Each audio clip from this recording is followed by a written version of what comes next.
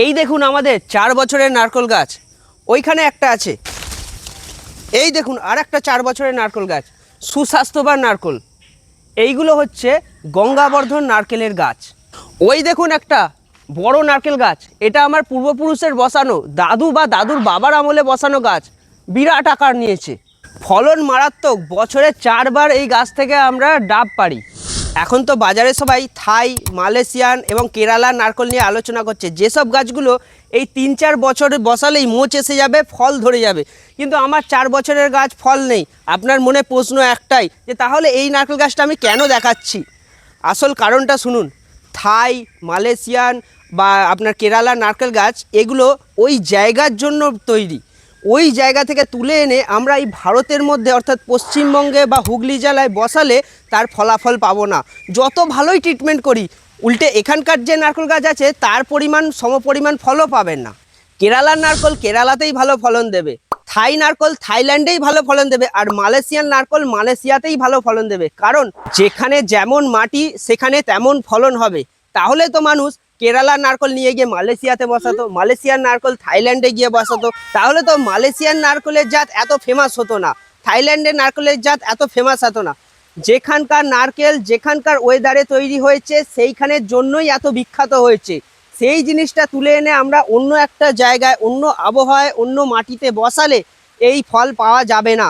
তাহলে এই পশ্চিমবঙ্গ তথা হুগলি জেলায় বা অন্য কোথাও যদি নারকেল চাষ করতে যাও, এখানকার সবচেয়ে ভালো ভ্যারাইটি হলো এই গঙ্গাবর্ধন নারকেলের গাছ। হুগলি জেলার মধ্যে সবচেয়ে দুটো জনপ্রিয় ভ্যারাইটি হচ্ছে এই গঙ্গাবর্ধন নারকেলের ভ্যারাইটি আর একটা দেশি ভ্যারাইটি।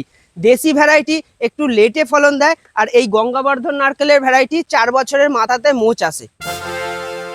আপনি মোবাইলে রিলস দেখে, ভিডিও দেখে মালয়েশিয়ার নারকেল কেনার চিন্তা ভাবনা করছেন। এবার আপনি এখানে অনুপ্রাণিত হয়ে মালয়েশিয়ার নারকেল খুঁজতে শুরু করে দিলেন এবং সেটা কিনে এনে বসিয়ে দিলেন। যার থেকে কিনলেন সেও আপনাকে হয়তো ভুল বুঝিয়ে দিল যে এটাই আসল মালয়েশিয়ান নারকেলের চারা। 4-5 বছর হয়ে যাচ্ছে, কোনো ফল আসছে না।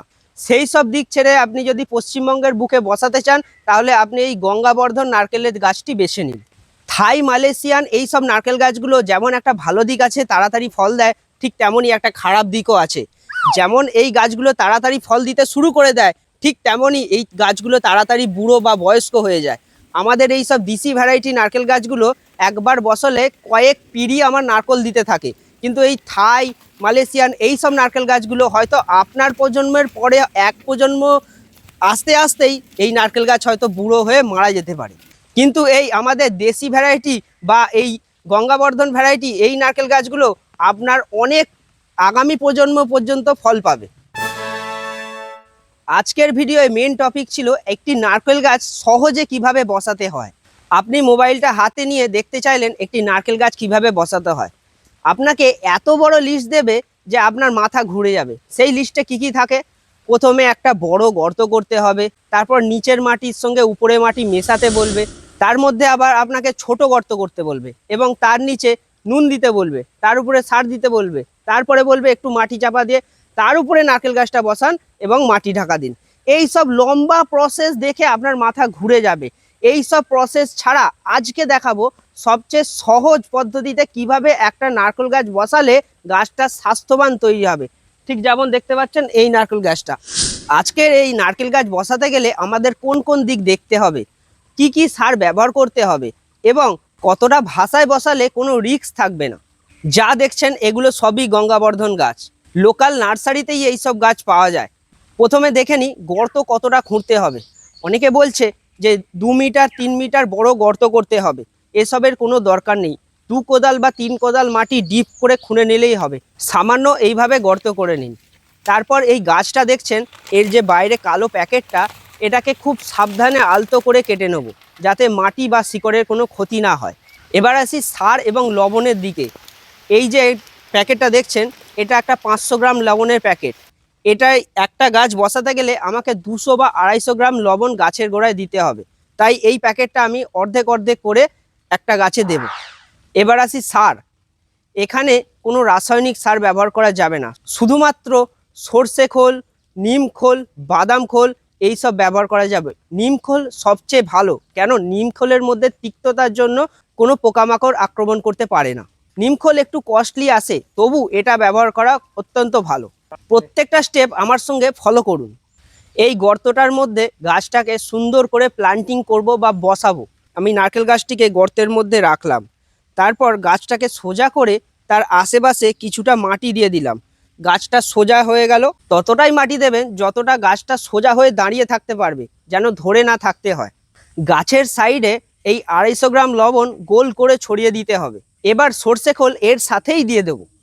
হাতে করে মুঠো করে এক ভর্তি সার নিয়ে নিই। নুনের উপরেই এই সারটা গোল করে চাড়িয়ে দেব। তারপর আস্তে আস্তে বাকি গর্তটা মাটি দিয়ে ভরে দেব। লক্ষ্য রাখতে হবে একদম গোড়াটা, যে জায়গাটা ডগ ছেড়েছে সেই জায়গাটা যেন কোনোভাবেই ঢাকা না পড়ে। মাটিটা এমনভাবে দেব যেন গাছের গোড়াটা গর্ত না হয়ে থাকে। একটু চূড় করে দেব যাতে গাছের গোড়ায় জল বসবে না। মাটিটাকে খুব চাপাচাপি করব না, যতটা হালকাভাবে দেয়া যায় ততটাই দেব।